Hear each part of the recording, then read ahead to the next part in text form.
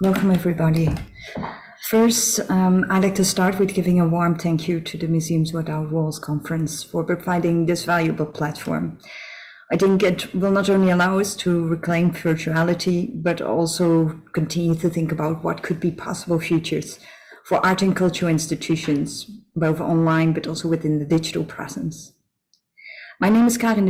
I'm a Contemporary Museum and Collection Studies lecturer at Leiden University. And today I'm going to present with my colleague, Nadezhda Povroznik, and she's an associate professor at the Department of Interdisciplinary Historical Research.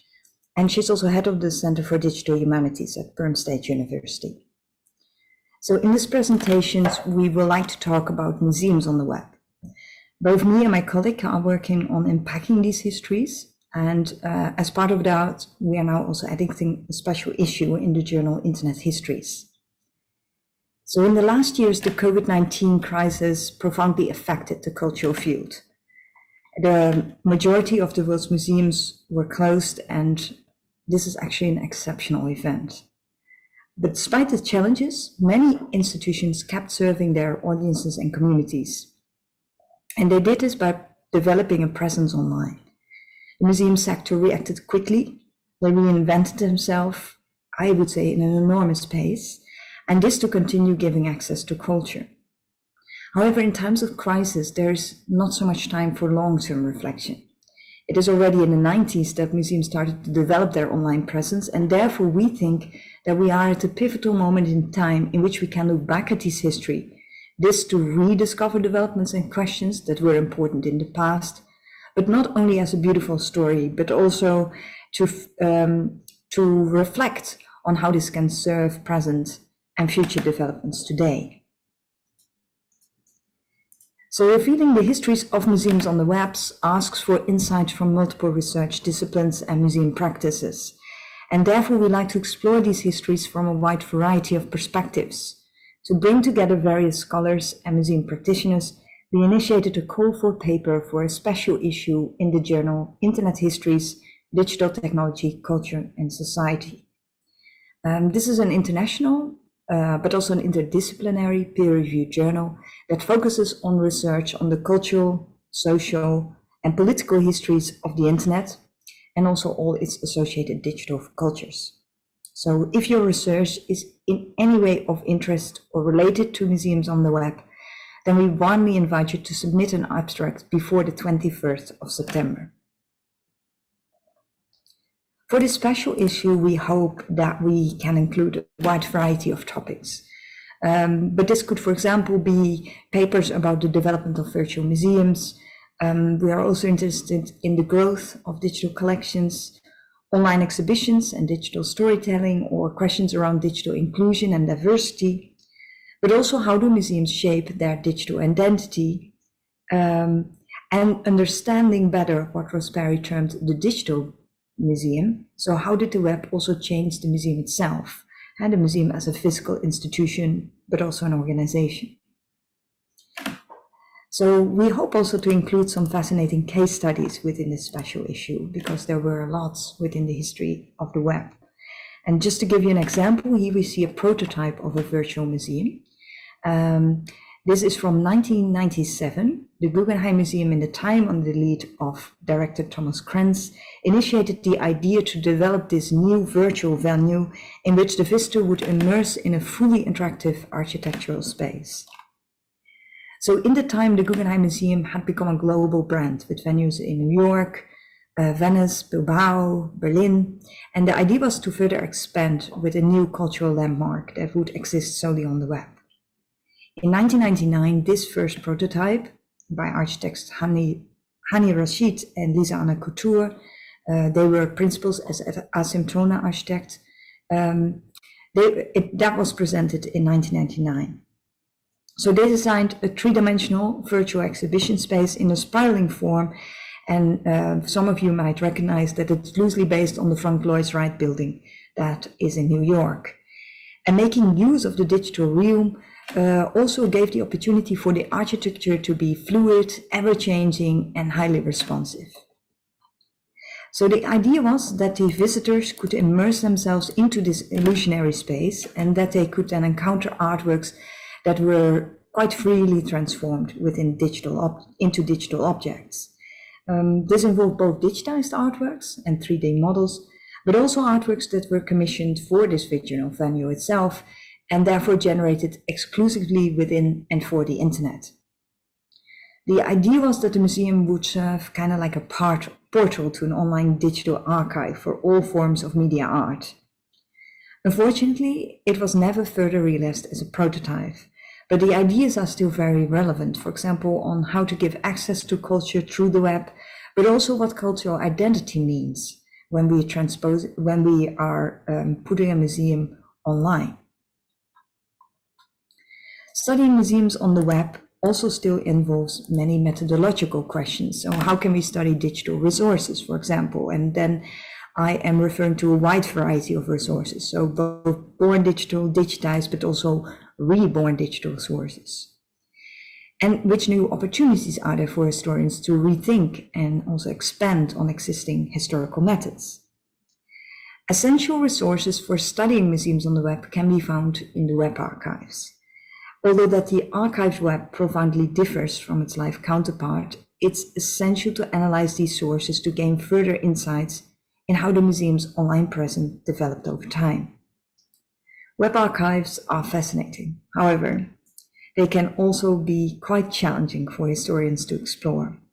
And therefore, we started to develop within the Dutch Web Archive a special collection for museums on the web, and we warmly invite you all to start exploring it. The central aim of this project is to make this special collection more accessible. There are various challenges. The first one is access. So the live web within web archives is stored within so-called WARC files. We could say if there are digital files which are in archival boxes, and it's not always easy to give effective access to this enormous amount of data. The second thing that we would like to explore is how can we make this data also usable? How do we transform it so that it becomes useful information for historians to further analyze, for example, through dashboards or to getting derived data sets. And the third question is also around display, how to display individual websites, how to display digital prototypes, and especially when they are historical. So we're talking about websites that are there from the 90s. So at the moment, what we're doing is we are curating a selection of websites with historical significance, and these case studies can then be further studied, but we can also see how to display those websites. And another thing that we're working on is that we're implementing a search engine at the moment, the Solar Wayback, to which one can explore the data that sits within this special collection within the Dutch Web Archive. So the Solar Wayback search engine allows finding individual websites, but it also supports research that likes to use quantitative analysis. For example, it's possible to create some basic data visualizations like a network graph that we see here on the slide. But for more complex and custom analysis, it's also possible to download a CSV or a JSON file that can afterwards, of course, be analyzed by researchers themselves. So to summarize, to study and reflect on the history of museums on the web, we need a variety of perspectives from scholars, museum practitioners, and also more broadly, people who work in and with culture. We therefore initiated a special issue, Museums on the Web, to reflect on the past and also with the aim to gain further insight in present and future developments. We hope to include various topics and case studies, but also papers that discuss methodological questions or like to give access to new collections that contain both traditional as well as digital resources. I will now give the floor to my colleague Nadia to give us further insights in potential historical themes and developments.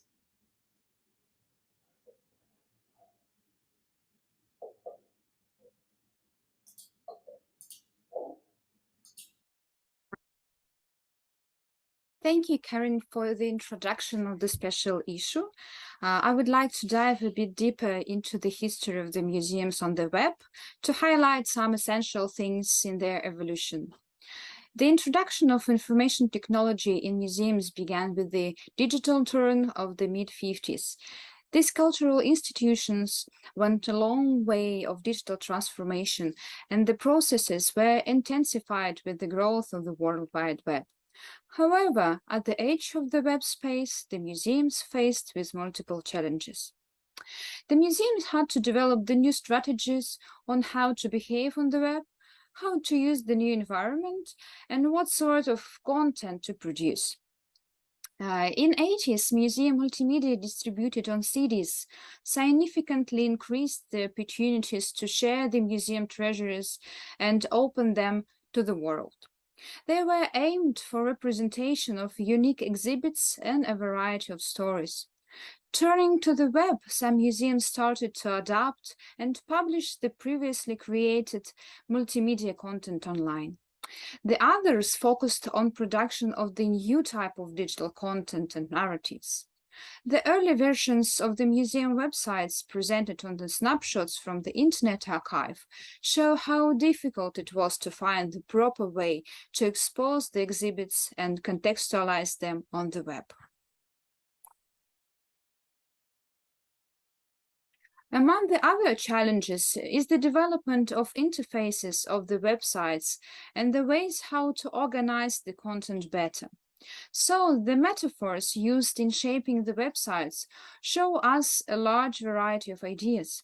For example, these metaphors are interfaces of the city by the Ontario Museum, and the image of the globe implemented by the Deutsches Museum, and the three-dimensional building used by the Canadian Museum of Civilization Corporation, and many others.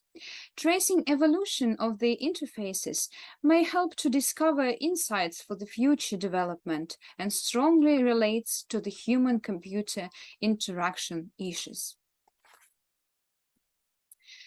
The websites demonstrate the priorities of the museums in their functioning online. Analyzing the visual and textual messages on the web, it is possible to determine the role and place of the digital initiatives in the whole museum activities. At the beginning of the web era, the physical space absolutely dominated, and websites served to invite the virtual visitor to a real museum.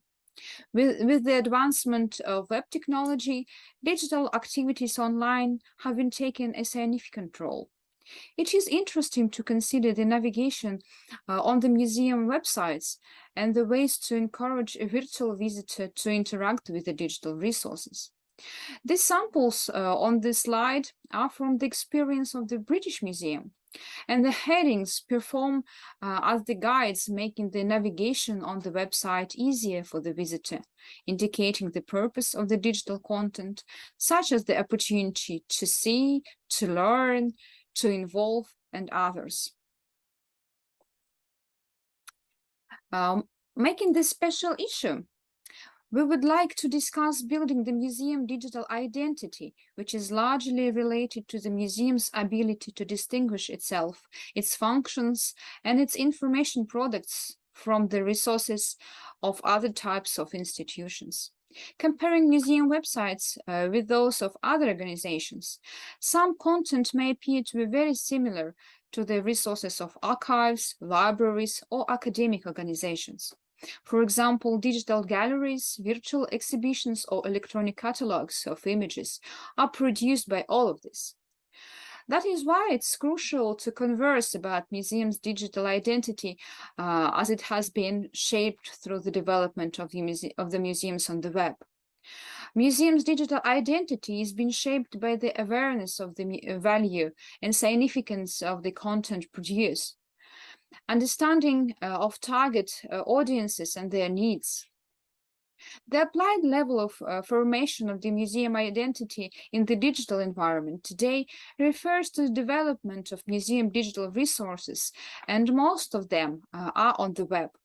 So the evolution of the museum identity in the virtual environment might be treated from a historical perspective and considered as the transformation of the first museum websites on the web into an information resource that provides the opportunities to the museum to realize the different museum functions remotely, bringing the values of the museums and various digital content to the virtual audiences.